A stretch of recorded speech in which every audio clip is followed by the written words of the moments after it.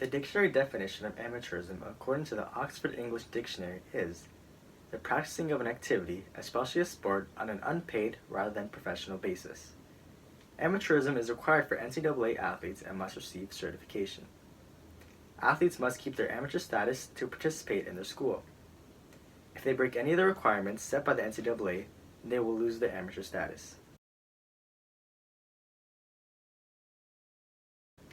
The NCAA is a non-profit organization founded in 1906. They are home of 1,098 colleges and universities in Division 1, 2, or 3. Their 7 core values are respect, caring, fairness, civility, honesty, integrity, and responsibility. Their motto is about fairness, stating that all college athletes deserve a fair shot. Their aim is to prioritize academics, well-being, and fairness so college athletes can succeed on the field, in the classroom, and for life.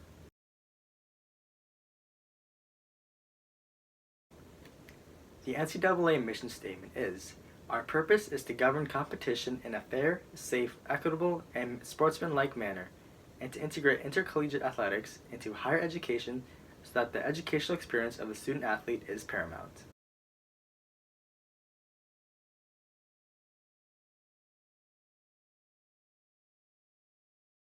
Now let's talk about why amateurism exists in the NCAA. In the beginning of the 1900s, football proved deadly. With 18 deaths and 150 injuries, someone had to do something. With 62 schools coming together and creating what was known as the IAA. The IAA goal was to keep players safe. Later, the IAA changed its name to the NCAA. With the new name came new responsibility, with the eligibility standards as well as the amateur status. Now, the amateur status was created for players not to tarnish the education side of student athletes. Alright, up next we're going to look at the NCAA's amateurism policy principles. The principles for the NCAA's amateurism policy can be found in Article 2.9, and they state that student athletes in intercollegiate sport is considered amateur, and that student involvement in intercollegiate sport should be guided by education, physical, mental, and social benefits. This policy is designed to delineate amateur eligibility and create a distinction between college athletes and professional athletes. This is done to protect students involved in intercollegiate sport from exploitation by outside forces and to ensure their participation in education as a member of the student body is their #1 focus. Next up, we're going to look at the terminology between the NCAA's amateurism policy as seen in Article 12. The first terminology that we notice is what a student athlete is defined as. A student athlete status is considered by the NCAA in 2 ways. Student athlete is first recruited by the college for the purpose of participating in that college's athletic program and they enroll in that college. And secondly, an individual becomes a student athlete when they report to an intercollegiate squad under the jurisdiction of the athletics department. So when they go try out for the team. In Bylaw 12.11, only an amateur student athlete is eligible to participate in intercollegiate sport.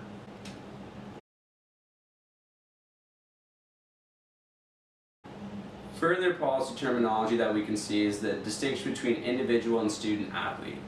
Amateur status can be lost due to activities conducted by an individual before and after enrollment into a collegiate institution.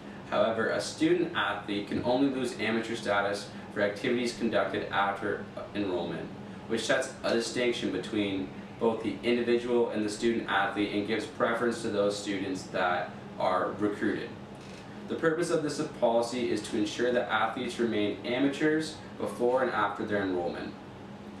Secondly, a professional athlete is defined by the NCAA as anyone who receives any kind of payment directly or indirectly for athletic participation except as permitted by the governing legislation of the association. This policy ensures that amateur athletes only receive compensation from their collegiate institution and nowhere else. It's done as a way to control where the money athletes can receive comes from and to ensure that players aren't making more money off of sponsorships than other players. To receive amateur certification, prospective student athletes should register with the NCAA Eligibility Center, completely and accurately fill out the sports participation section during registration, promptly request the final amateurism certification, and continue to monitor tasks that are assigned to their account.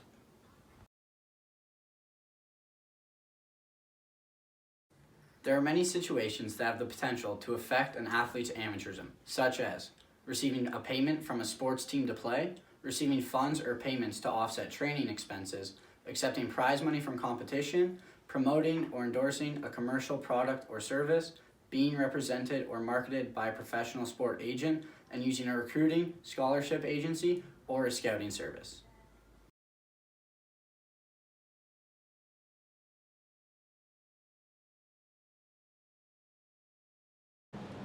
Looking at the implications of the NCAA's amateurism policy, we can first see that players cannot receive any compensation or benefit from their likeness. For example, they cannot secure a sponsorship deal. If they do so, they will lose their amateur status and void their NCAA eligibility. This has led to many problems between the NCAA and student athletes, given that in 2019 the NCAA generated $1.2 billion from tournament broadcasting and licensing deals centered around the athlete's likeness.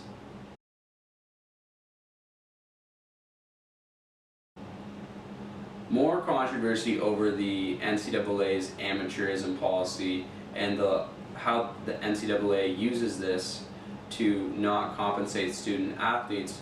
We can see that in 2018, the Department of Education found that collegiate athletic programs brought in a total of $14 billion in total revenue. Only $986 million of this money was spent for student aid of 45,000 athletes, which equals out to $22,000 per athlete. On the other hand, $1.2 billion was spent on only 4,400 coaches, averaging out to a yearly salary of $273,000. An example of this is Clemson coach Dabo Swinney made $9.32 million on his contract in 2019. As you can see, there is a clear divide between how much money the students are receiving and how much the NCAA is either keeping for themselves or spending on programs that are not for the students. Now let's talk about some examples of NCAA amateurism violations. We're going to start off with Chase Young, defensive end for Ohio State University. Then we're going to talk about James Wiseman, center for the University of Memphis basketball. Then we're going to talk about Donald De La Haye, kicker for the University of Central Florida. And finally, we're going to talk about Ryan Boatwright, point guard for University of Connecticut.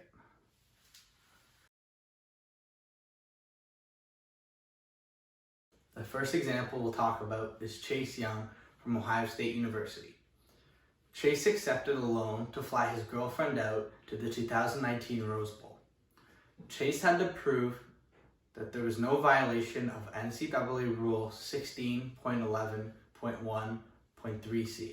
And that rule is you must prove that there was a relationship between the individual who gave out the loan and the student athlete before the student athlete started their recruitment process with the university. The result of this was a 2-game suspension for Chase Young that probably ruined his Heisman chances.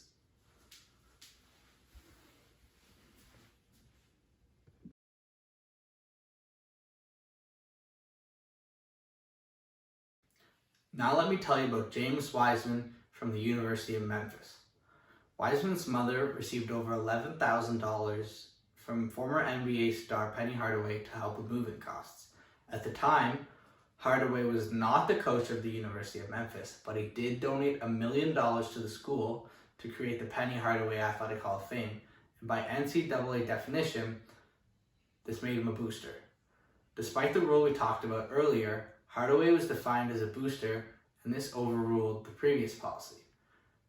The result of this was a 12-game suspension for Wiseman for breaking NCAA rules, and he responded to this by simply dropping out and saying he wouldn't play any more games and he trained for the NBA draft on his own.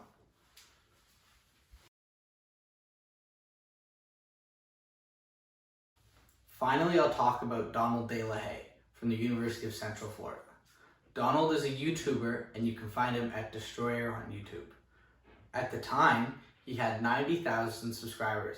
Now he's up to 2.3 million. And he would make videos about his life, he'd make funny content, and he'd talk about what it was like to be a D1 kicker. Now, YouTube videos make money off of how many views they get and how many subscribers the account has.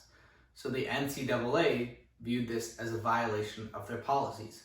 As a student athlete, you aren't allowed to receive pay that they don't allow you to, and you're also technically a professional athlete because you're making money off of athletics. The NCAA ordered Donald to demonetize or face punishment. Donald declined to demonetize his videos, and in return, UCF suspended him because they didn't want to get in a fight with the NCAA. Later, the NCAA ruled him as ineligible, and he was kicked out of UFC. Former basketball player of the University of Connecticut, Ryan Boatwright, was under siege. His amateur status was questioned after he accepted $8,000 from family and friends to cover travel expenses as well as housing. Now, the NCAA saw this $8,000 as a bribe from family and friend for Ryan Boatwright to come to UConn and nowhere else. Now, there is no evidence that suggests that Ryan Boatwright got influenced by this $8,000 to choose to come to UConn. His mother was vigorously investigated day after day to know where the money came from and how he got access to it. The investigation lasted almost 3 years, and after 3 years, the NCAA finally dropped the case and let Ryan Boatwright play.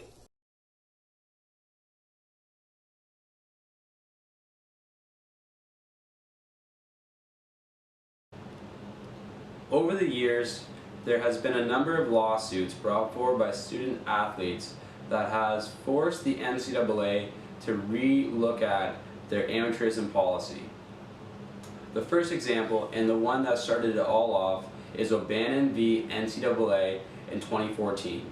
This was the first major lawsuit against the NCAA's amateurism policy brought about by a student athlete. The length of the case generated widespread attention to the inequitable nature of the NCAA's amateurism policies. The court decided in favor of O'Bannon and that the NCAA's amateurism policies violated U.S. antitrust laws. This decision highlighted the disparity in revenue sharing between the NCAA and led to the implementation of attendance-based stipends for athletes. As well as this, the precedent established in this case opened the door for more athletes to start antitrust cases against the NCAA. The major one of these is Alston v. NCAA in 2019. This ruling established that schools can compensate athletes beyond a scholarship as long as it related to their education, including postgraduate scholarships, tutoring, and computer equipment. So in other words, the NCAA is now allowed to provide students with more compensation as long as it is related to educational purposes. As well, both of these cases together and their rulings help NCAA student athletes become more compensated and led towards fair compensation for athletes and ultimately Senate Bill 206.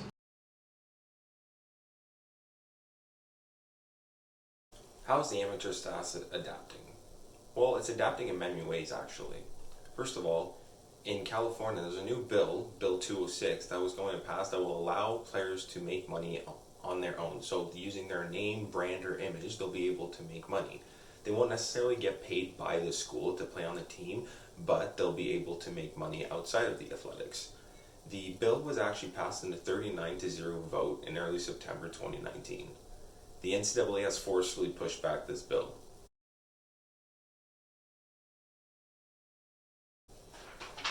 And I quote, this is a direct quote from the NCAA.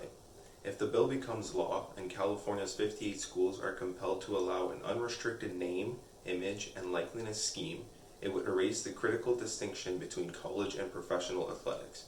And, because it gives those schools an unfair recruiting advantage, would result in them eventually being unable to compete in NCAA competitions, end quote. So what the NCAA is saying here is if this bill goes through, then California will have an unfair scouting advantage just because players will likely choose California over other states because they'll be able to make money off their own name. Now, if this bill continues, the NCAA will actually restrict all Californian schools to perform in NCAA regulated tournaments because it is deemed unfair